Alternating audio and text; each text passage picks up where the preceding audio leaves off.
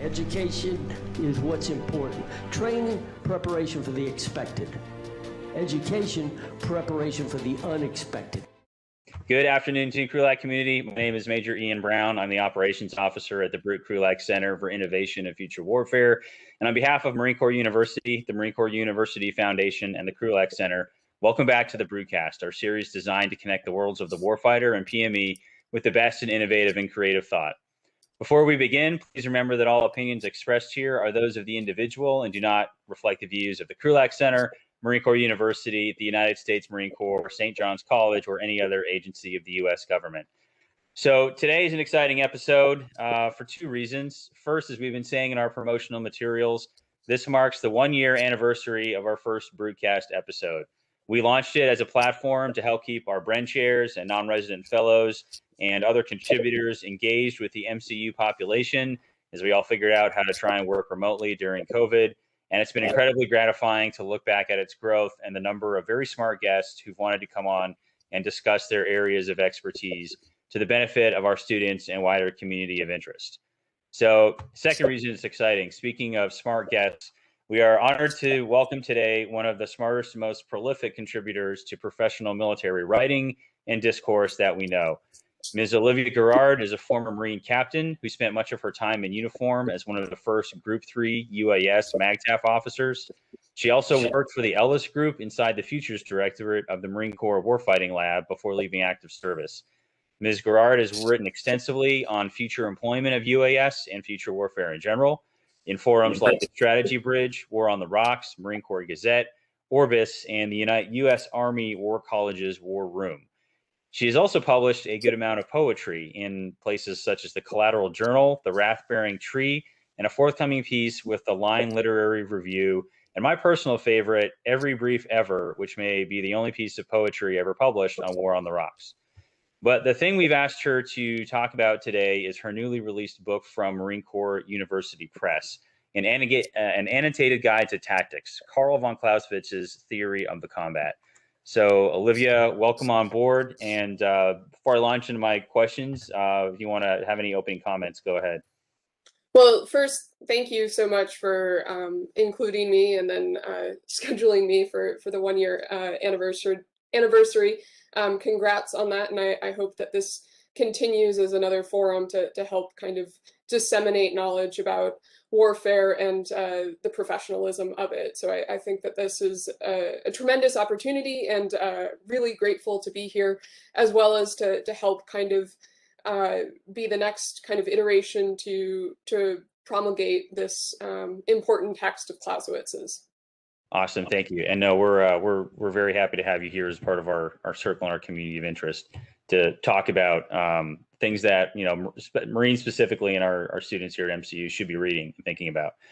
So I'll start going into some of the questions that I was thinking about when I saw the book and going through it. And so first thing I'll throw out there is in the 21st century, why Clausewitz? In the world we're living in right now, you know, there's a lot of buzzwords thrown around in DoD and other agencies of U.S. and international national security, talking about, you know, kill chains, autonomous systems, hyper war, anti-access, area denial, new domains like cyber and space. You know, all these big things that tell us, you know, nature and character of war is changing into something we've never seen before.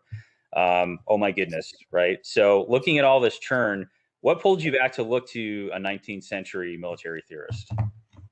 So I think there's two aspects to that question. First, for me, it was why not Clausewitz? I had the very good fortune of being able to read all of On War before I had fully started active duty. So one could say that I did it backwards, and I had a very good sense of strategy before I got to know kind of the ins and out of tactics. And so kind of going from the reverse of moving from strategy down to tactics, it was always a question of what can I use from Clausewitz? How does it apply to what I'm doing in all sorts of different realms? So on one hand, I was always predisposed to thinking about Clausewitz. On another hand, I like abstract. And so what I think is so valuable about what Clausewitz's project was yes, there's a lot of historical examples in, say, On War that are deeply tied to the Napoleonic era. And the rest of his text is trying to transcend that. It's trying to find a way to talk about war, to talk about combat, without having to ground it in the particularities of the time, in the sense that he is always open to the possibility that it could be different in the future. And so I think when we look at today, there's, I would say, wide consensus that it looks different today. And there are two ways to approach that. One, you could throw away every previous theory and say, what are we even looking at today? And that's how I think you get terms like asymmetric warfare and gray zone warfare, and all of these terms that are really just pointing to the fact that whatever we had previously classified it as doesn't quite work. But that doesn't mean that going back to kind of original theorists isn't a valuable exploration, because when you go back and look at kind of the abstract, look at the way that they're talking about, so for instance, Clausewitz talking about attack and defense, that is still a thing. It just looks very different in, say, cyberspace. And so going back and trying to unearth those first principles, I think is a really necessary and worthy task, and something that I think is absolutely essential as we try and conceive of what should we do with respect to autonomous weapons, what should we do with respect to putting in artificial intelligence in various decision cycles. How does that work? I think that having a good sense of what hasn't changed is just as important as being able to identify what has. Great. Yeah, no, 100% agree. So let's get into how before we get into the content, like sort of your process. I know you've written a lot of your original work, your own research and analysis and assessment in those various forums over the years. What was different about, editing a significant work by another author, especially somebody who's already got, pretty well established historiography and analysis like Karl von Clausewitz? So I think this really came from a question of, I finally, and I think this may get into some of kind of the literary history of where this text comes from. But in the Graham translation, which is the particular translation of Clausewitz that I was first encountered, so it's the generally kind of the Barnes and Noble one. The Graham translation has an appendices. And in the appendices, there's multiple kind of extra essays that you have. Some of them, or one of them is the Principles of War, and then the other one is the Guide to Tactics. So when I had first read, quote unquote, all of Clausewitz, I obviously didn't read the appendices, because if I read 800 pages of Clausewitz, I wasn't going to read an extra 200 of them. And so about 7 years later, I finally was like, I need to finish this. And so I read it. The first, Principles of War was interesting, but kind of in the historiography of it, the Principles of War is generally considered the text that he used to teach the Crown Prince. And he's actually very blatant, saying that like he reduced some of the concepts and simplified them because he was teaching a teenager. So like he wasn't shy about saying like, this isn't the best way to think about war. But then Guide to Tactics, I started to read it, and I was like, wow, this reads just like warfighting. And I can see that Brett's on the line, and I handed it to Brett and I said, Brett, read this. Like, am I crazy, or is this like seem very like clear and concise with respect to describing what combat is? And he agreed. So on one hand, I just found an interesting text by Clausewitz that I had never read. And so then I, started to Google around to see like, well, when did he write this? What is kind of the conventional wisdom about it? And I came up with very little, which was kind of really where the question stemmed from. It was, why does no one know about this? Like what happened that something that seems so practical and much better than what people had traditionally used with, say, Principles of War, why wasn't it known? So that kind of led me down a whole rabbit hole in terms of trying to unearth that kind of literary history, which I'm happy to go into. And then once I had kind of figured out that it was actually not well known, it was, well, how do I get this out into the world? What's the best medium to do that? And so before this book was published, I did a reviewing essay for the strategy bridge, basically kind of reviewing it as though it were a new text, and saying, here's what, are the valuable concepts from it, as perhaps a way to try and generate people's interest in it. And then had the idea of doing kind of an annotated version. The inspiration was really from an annotated Alice in Wonderland.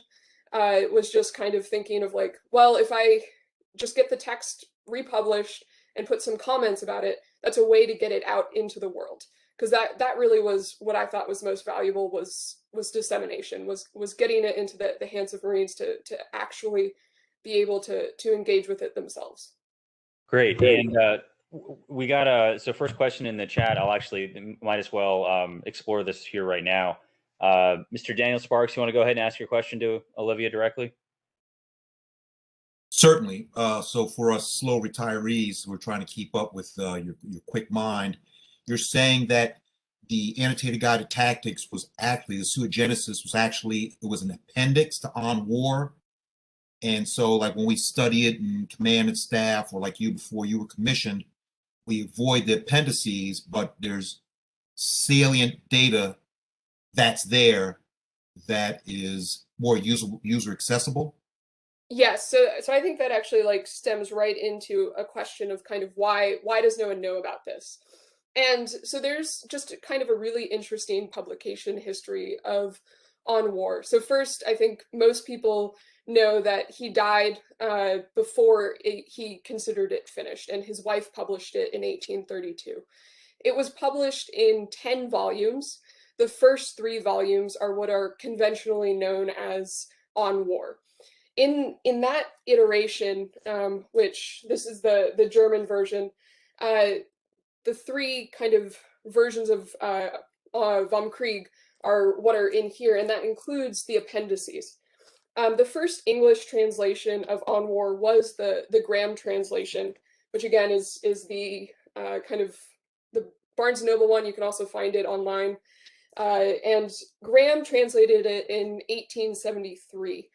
It was republished. It didn't do very well, and then it was republished in 1909 by Colonel Maud, and it actually did much better at that time. So that was kind of the conventional English translation of On War.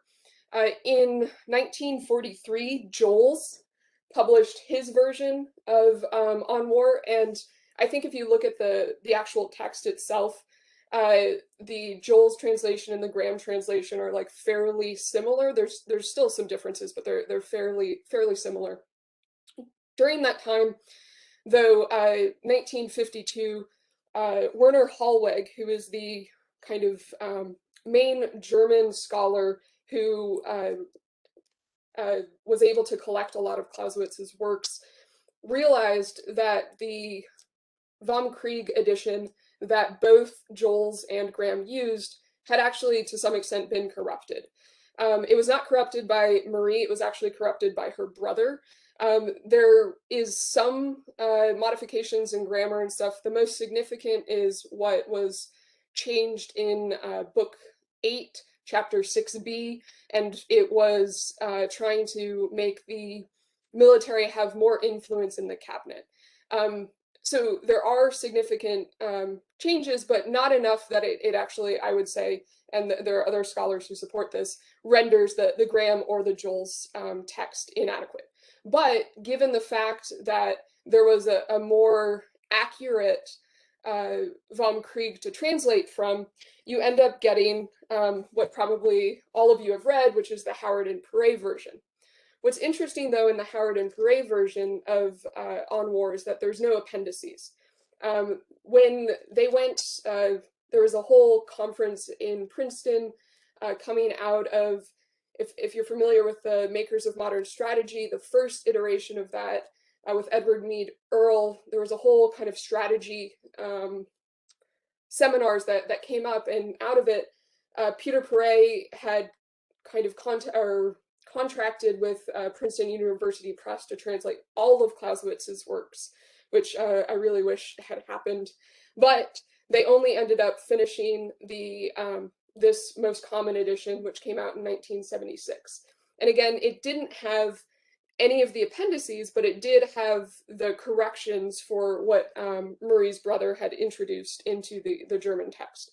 And so with that, this actually became known as the premier version of Clausewitz. Even Germans prefer, there's good arguments that for those who have access to the German language, they still prefer this one.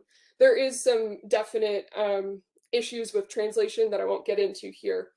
But the other reason that it's not well known is because it got confused for this text, which is Principles of War. So the appendices includes Principles of War, but it is not just Principles of War. This was translated 1943, I believe, if I remember correctly, by Hans Gatz. And so that is generally what was considered equivalent to the appendices.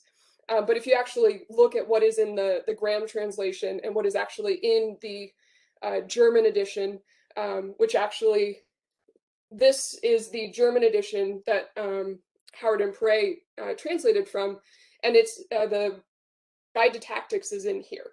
It's not in here. Additionally, the French, I think, are the others who have a really good pulse on Clausewitz, which historically makes a lot of sense. If, you know, kind of for the French up until, you know, World War II, that would have been studying their adversaries. And yet the first French translation of Guide to Tactics didn't come out until '99. So there's just a literary reason why it's true, but I think that there's also a larger reason that it's a guide to tactics, and tactics tends to get distilled down to doctrine, and Guide to Tactics, it's a theory of the combat, is not doctrine, it's a theory. Great. I think that was a great rundown, and probably the perfect place in the conversation to have that discussion. So I'll throw another question out to you, Olivia. Looking at, you know, kind of as you mentioned, you know, talked about looking at Brett, how there were some similarities to MCDP1. So I know you've devoted a lot of your own professional development and some of your writing, as you said, previously the review essay, to studying Clausewitz, both of the Clausewitzes, you know, Marie and her lesser known husband, Karl, to include a recent cover-to-cover reading of On War that you conducted entirely on Twitter, which I thought was great. And I wish I could have contributed more. But with that background, and you've been reading versions of On War, and you know, for several years, as you said, what did you find that was new to you, that jumped out at you from the theory of the combat that you hadn't found in other Clausewitz sources? Well, I think one of the biggest laments about Clausewitz is clarity. And I'm not going to say that Guide to Tactics is perfectly clear, but it's far clearer and far more to the point than I think a lot of On War is. One, because one of the methods that he develops for On War is historical criticism. And he doesn't use that in a theory to tactics. I believe or a Guide to Tactics. He, I think at one point references like 3 battles, but other than that, there's really no historical context that he's using. Even if there are some, you know, very clearly historically grounded analyses, because he's looking at from a particular distance of how far, say, a weapon can shoot or something like that. But other than that, it's really not historically minded in the same way that I think On War is for justification or for showing possibilities of certain parts of what is possible in war, or in this case, in combat. I think the other is that it made, you know, he actually in Guide to Tactics, I think, has a bluff. Like, he starts off with the object of combat, and then he talks about how to have victory. And you know, I'm all for Marines reading all of it, but if they only read those 2 pages, that's still pretty good in terms of really getting at what he's talking about. And so I think that, you know, someone had asked me at another point, kind of like, if you could sum up Guide to Tactics, and I had 2 answers. One, you can't, because it's a continual process of finding different things that make sense, that appeal to a kind of particular context. It's, you know, as Major General Alford has in the foreword, that what stands out to you the first time you read it, talking about warfighting, may not be what stands out to you the second time you read it. And I think that's absolutely true with Guide to Tactics. But the other aspect is I think that the form is actually really helpful in the way that it's kind of numbered propositions and, you know, under certain headings. So I think it's actually very consumable in the sense of you can read the whole thing relatively quickly, or you can, you know, puzzle over a certain section, or you can even puzzle over one of the propositions. So I think there's a lot of different ways that you can really choose to engage with it, and I think it affords that opportunity. Okay, great. And that kind of leads me into my next question. As you were mentioning, you know, Marines could only read one part of it. What would that be?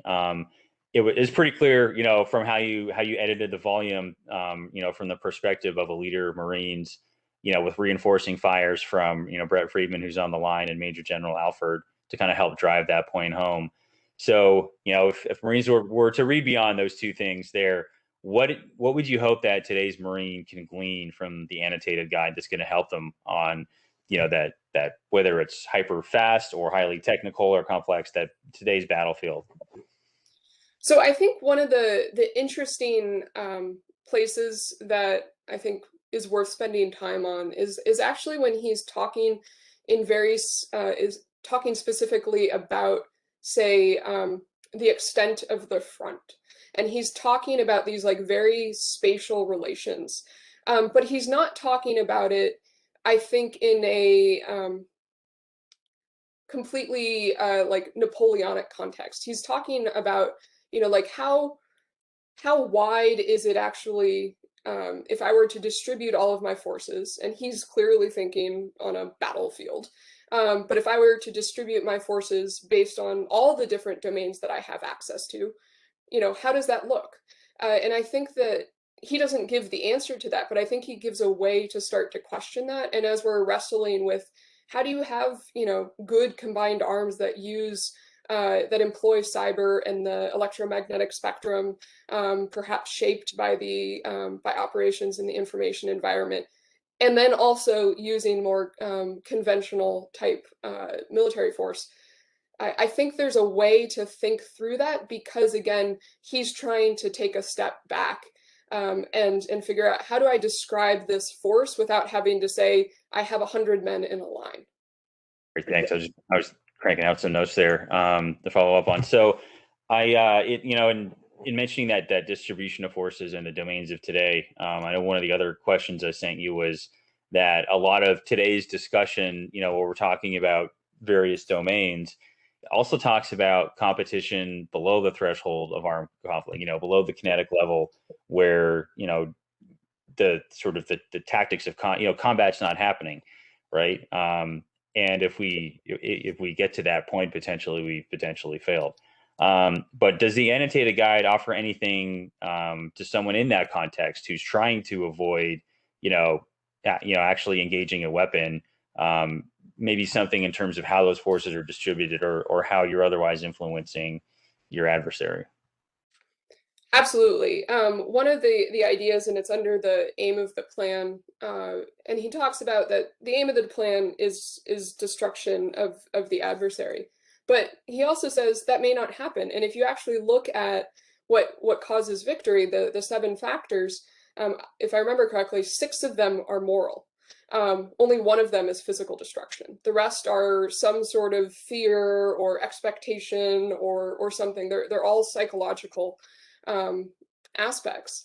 And so from that, he concludes that you might not actually destroy the adversary. Sometimes you just do kind of minimally sufficient. And then he even brings up that it's sometimes just possible combats that actually are what are being dealt with. And this is something that he extends on War, particularly in book 3.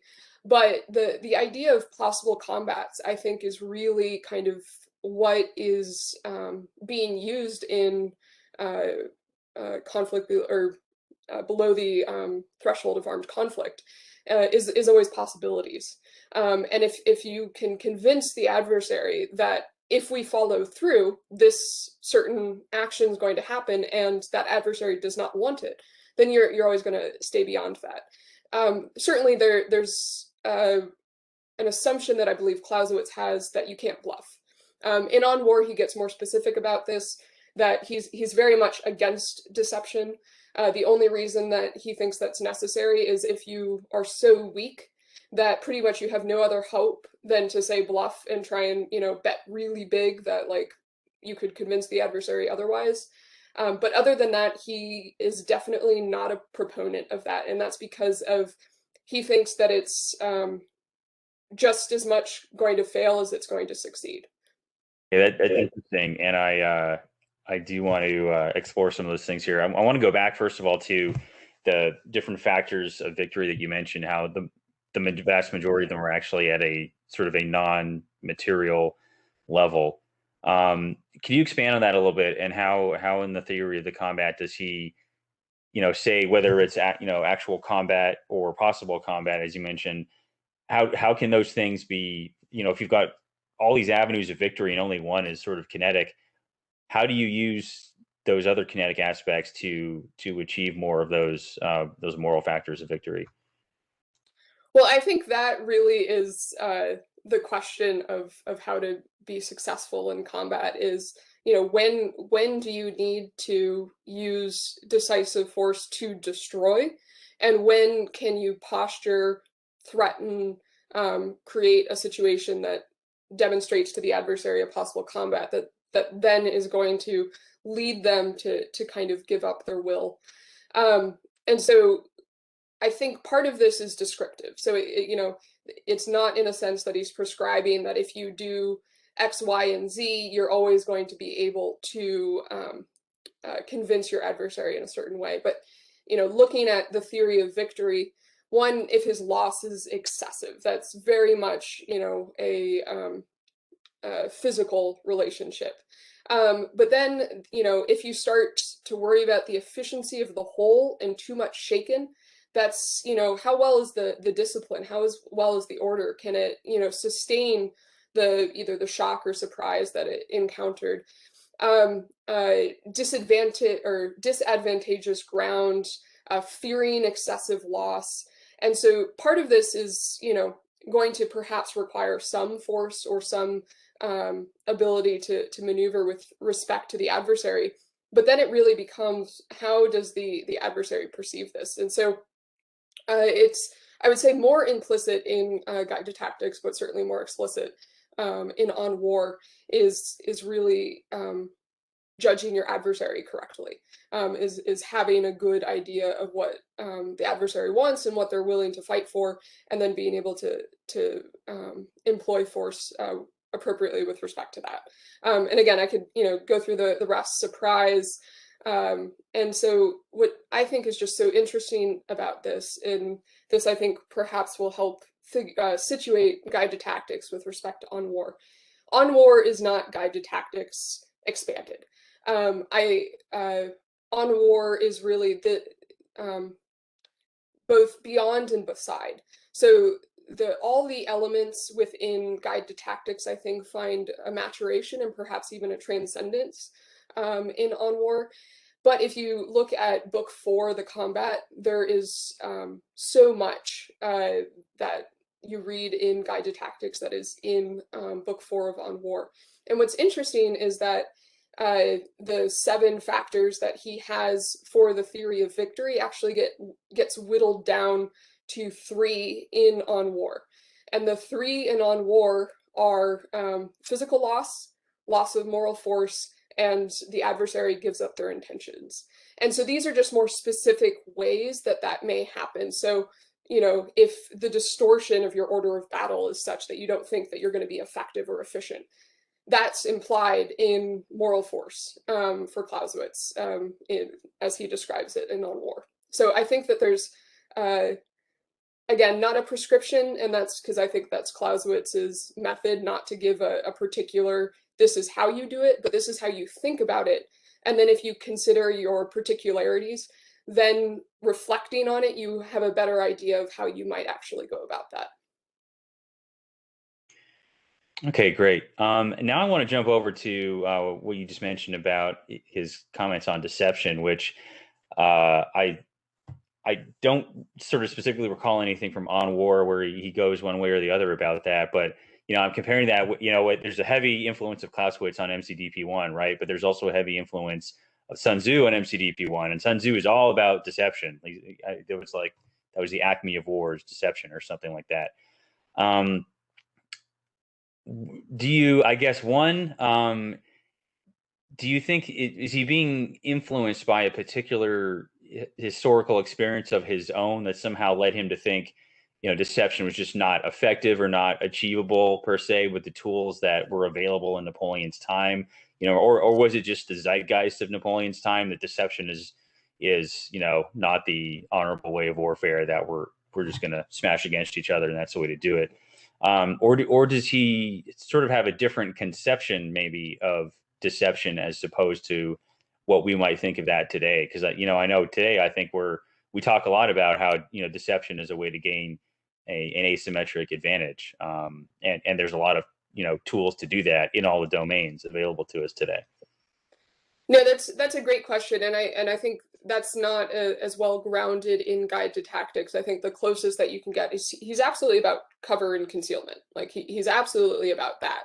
And I think the way that he is talking about deception, again, this isn't on war, is much more at the strategic level. And I think he's just very concerned that if you either have to divide force, the logistical burden to have your feint or something like that may not be supportable. Now, if you are able to judge your adversary and you are confident in how you've perceived what the adversary's going to do, that's a bet you can make. He just thinks that that's not a because again, he's writing in a way to train some commander genius to be able to execute. That's not a good bet.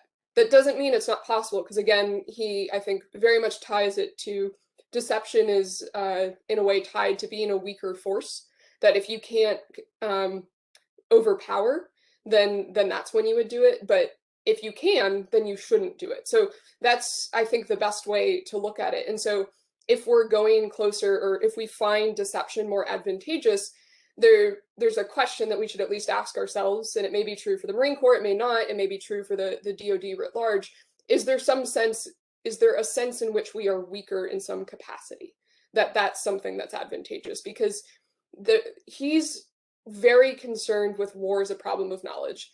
And this I got from a great book, Empire of Chance by Anders Egberg Pedersen. And if you think of, for one of the interesting things in Guide to Tactics is he actually defines risk. Now it's a really wide definition, but he at least defines it, and he defines it as uncertainty. And so everything that he's doing is how do I create, if I'm going to try and create a very decisive event, the most successful of that is actually something that I had to wager fairly large with. He talks about the magnitude of the result is basically is linearly related to how uncertain the outcome is. That if I'm more certain that I'm going to achieve a certain end, I'm not going to get as much bang for my buck with respect to that. Now that means you can lose really big too, but that's kind of the way that he thinks about types of uncertainty. And so I think that's why on war, he is very cautious against deception. And again, I think he's talking a much more strategic realm, because you could lose, if you divide your forces up in a way that, if they guess or if they see through it, you're just completely outnumbered, regardless of which, side of the force they decide to engage. He finds that kind of something to be avoided. But if you're weak enough that regardless you don't have enough forces, then that's something that I think he's very much like more power to the, kind of the Hail Mary effect. But I think that's probably more a product of the Napoleonic, or less than Napoleonic, but just the kinds of technologies available. Okay, thank you. And another question from Mr. Sparks, and I want to jump off of one thing you mentioned there, and then we'll get to the questions as well, or questions again. But you talked about the commander genius there, and so one of the things I wrote down was On War sort of has that as its focal point, that that genius commander manipulating large bodies of people. Does he talk at all more about the individuals within those large, the individual soldier in those large bodies? Because since theater of the combat is a more tactical level approach, is there any higher expectation from the individual soldier in this construct, or is this still sort of targeted towards that genius commander at the end of the day? I think it's still targeted more to the genius commander, and this is part of what I've been trying to, I'm clearly very much a fan of Clausewitz, and I've been trying to figure out where should daylight, or like where can I find daylight, and actually I'm starting to come to see that the commander genius may be kind of where that daylight should happen. Because, and this is particularly on War, the way that he thinks about the individual is, I don't think that the way he talks about the commander genius is good leadership, and certainly not good leadership as the way that the Marine Corps would define it.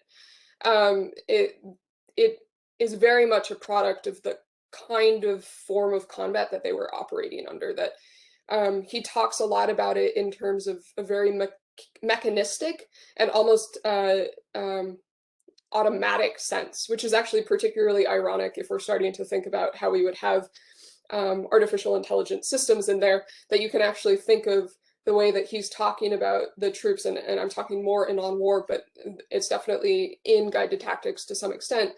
The way that he's actually talking about the troops, you could actually consider more how a individual that we've now given kind of the same requisite responsibility interacts with some sort of machine, and what that relationship feels very similar to me.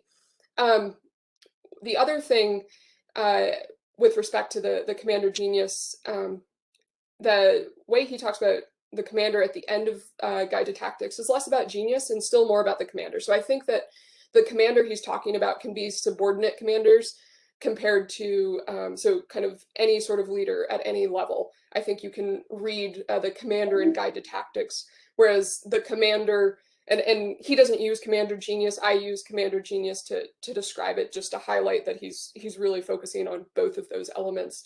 The commander genius in On War is one individual, and that's certainly something that the complexity and the bureaucracy that we have nowadays is probably never possible anymore. And so this element, though, that he talks about what is valuable for a commander in Guide to Tactics, I think is really interesting, because he brings up the courage, I apologize if I butcher this, but courage d'esprit, which is resolution. So not only do you need kind of a tact of judgment, which is something that we're more familiar with from On War, the coup d'oeil of being able to, at a glance, have an idea of what's going on in the situation. But he also talks about kind of this resolution, that you have a confidence in executing and going through it. So it's not just choosing the right thing. It's having the force of will to be like, we're going this way, and then start to execute, which I think is something that we don't pay attention to as much, because we may be able to identify the right course of action, but if we don't marshal the resources, if we don't have the will to execute, then that's something that certainly limits what your capacity is. Great, thank you. And so another question for Mr. Sparks in the chat, and I'm going to have him asking it out loud because there's some good discussion going on in the chat there, but I do want to capture your thoughts, Olivia, for the benefit of our recording and those who can't be here live. So Mr. Sparks, go ahead. The context was I asked a question thinking about words have meaning, and we look at tactics. Is it strictly, in my mind, thinking battalion and below? And I'm asking that in the context of my current position now as an advisor to our counterparts here in the United Arab Emirates. We're trying to get them to get the staff functions down, but we don't necessarily talk to them about the tactics and the war fighting.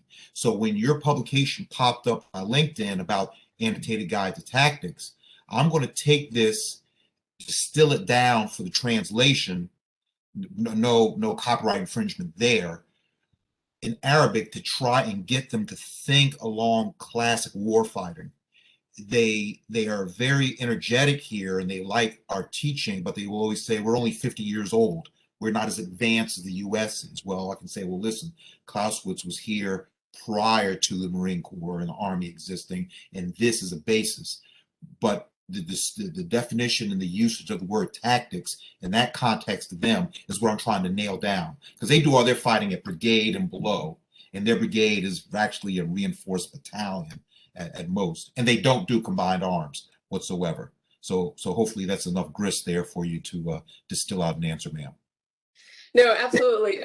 I'll start with the last part first. He talks about kind of a proto combined arms in here. So you can definitely find use of that here. I think the way that he talks about tactics is the way that he talks about tactics and on war, which is basically the stuff of fighting.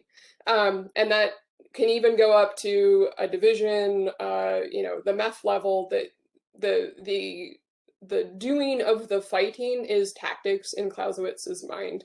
In On War, he talks about strategy using the signification. So if, there's a sense in which it's like very postmodern. And if we're talking about signification of something, all the other stuff that we're doing, even the way that we're doing operational art, I think under Clausewitz's view really is either tactics or the summation of a lot of tactics. So I think that this certainly is applicable because it's not, again, because it's abstract, it scales. And so it allows you to think through whatever level. There's a few instances where he talks about smaller forces may react in a different way than larger forces is, and that just kind of comes down to scale and number. But beyond that, I think it's applicable to all levels. I don't think there's a certain breakdown of it's not applicable anymore. Great, thank you. And I actually have one of our guests here, I believe from overseas, if I have the domain right, is Colonel Marans from the German Institute of Defense and Strategic Studies, who has a sort of a different take on it. Sir, if you want to go ahead and throw your question in there or your thoughts. Hi, good afternoon from Hamburg in Germany. Olivia, you did a great job, because for us it's German. It's hard to read Clausewitz because he writes everything in a very old-fashioned German. And he has a very harsh style. He's using a lot of substantives and so on, so which makes it even for us Germans hard to read him, to understand him. So he uses you could say, a lingua of the 19th century. To my mind, he's very clear what he means with tactics and strategies. He has no clue what an operational level is, because it was not invented through his time. It came later. There are some historians in Germany saying this was invented to get Bismarck off the battlefield, and this was 60 years later. And I think what we should understand when we discuss the commander and so on, and there are other sources where he was discussed with others, people like Bülow and so on the person of the commander, what would be the right commander. And he's more in an emotional commander, because he criticizes others. You can't be a commander if you're a mathematician. You have to understand the math, but you cannot calculate war in a certain point of time. And the other thing, going down to the single soldier, I think there you must understand the situation in Europe at that time. After 1806, 1807, this is when we said the Prussian reform started, as well as the Enlightenment. The single soldier became for the first time an individual. He was there. They changed the way of command and leadership by not punishing them any longer hard. They started to develop mission command. It takes another 70 years from that point on. So when Clausewitz was writing about leadership, mission command was not invented at that time. It came 20 years after he died, and so on. So we must be very clear what's happening. And even the results, what we saw in the Prussian wars, 1866, 1870, in parts of it, the US during the Civil War was much more modern, and this was not seen on the European battlefield. The European battlefield was still a Clausewitzian one. You have to meet on the battlefield. And the problem, someone was talking about deception. This was Napoleon's loss in Moscow, when he showed up in Moscow and the Russians didn't show up on the battlefield. and they killed him on the way home. So there's a kind of deception, and this was the fear because everyone was looking for the decisive battle to make it clear what would be the situation. So this is the Napoleonic, Clausewitz, or Prussian way of fighting at this time. Totally different what you have seen on in the United States, 1812, evading the Brits, running in front of them, fighting back, and so on. This was not European war fighting at that time. But really great ideas what you presented, Olivia. Thank you very much. Well, thank you so much. And I think one of the interesting things that I didn't quite bring up, and it's probably because it's on war, but he talks about the difference of actually needing to empower individuals in the mountains because of the very limitation that actually a commander could have. And actually says that undulating terrain is actually the optimal terrain for his version of a commander. And so I think it's just really interesting to think through a lot of the caveats that he has, because so much of what he's done is, if this certain condition holds, then the next 3 pages that I write is what's true. But if that condition doesn't hold, then, you know, and so being able to work through and figure out kind of when is he making those, when is he positing those kinds of conditionals, I think is really helpful. But I'm glad to see that it's crossed the pond and found use elsewhere. Great, and I'll, sir, I appreciate your you joining us today and your comments as well. We had the visiting Hamburg was one of the last really exciting things we got to do in the Krulak Center before we all got shut down for COVID, and it certainly remains one of the highlights of our year there. So I appreciate you joining in and for your thoughts. So I want to, as we're waiting for some other questions in the chat, kind of go into a little more of the literary analysis of it. And it may tie a little bit back to your thought, you know, your comment on sort of why was this one less well known than his other works. But I'm curious, you know, knowing Marie Clausewitz had a very heavy impact on, you know, one on the construct, the framework of how On War was finally published, as well as getting people to like know about it, right? Like, you know, getting it out there. Is there any evidence of her impact on this particular work? I didn't fully encounter that with respect to the text and kind of how I tried to cross-reference where this came from. But if I had to hazard a guess, I would imagine quite certainly so. Okay, yeah, I was just curious, and the problem with it when Clausewitz died, he became a chief of staff, and they were working. I think it was cholera, and he died. And like Olivia already said, and initially it was meant to take all his stuff he used for the throne prints, and then he had to rewrite some stuff because he found out that the problem of the levée en masse, what happens in France, that you now have a national army versus a professional army, causes different cases. And he was trying to work everything out, and he discussed everything with his wife, and his wife was very well educated. This is also something what you have to see. So it's not written in one way from the start to the beginning. It was always chapter-wise he worked. And when he died, she took over because she was his mate on everything. When he developed this during his times in Berlin and so on, she was fully in there. So I don't believe that she changed a lot of it, but she could clarify a lot of it because she was really his thought mate in this process.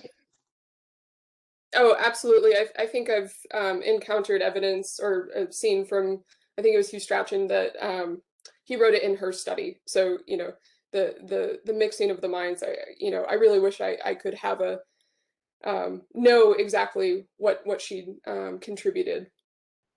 Great. So we've got another question in the chat here, and I'll calling you to ask it, and I apologize in advance if I'm probably going to mispronounce your name, but Mr. Soren Sjogren from the RDDC, you can go ahead and ask your question. Thanks. I'm an infantry major working at the Royal Danish Defence College in Denmark. Thanks for publishing the Untaxed, first of all. So my question is on the two modes of fighting, close combat and fire combat. When I read through them the first time, they did seem a bit outdated. So there are actually two questions here.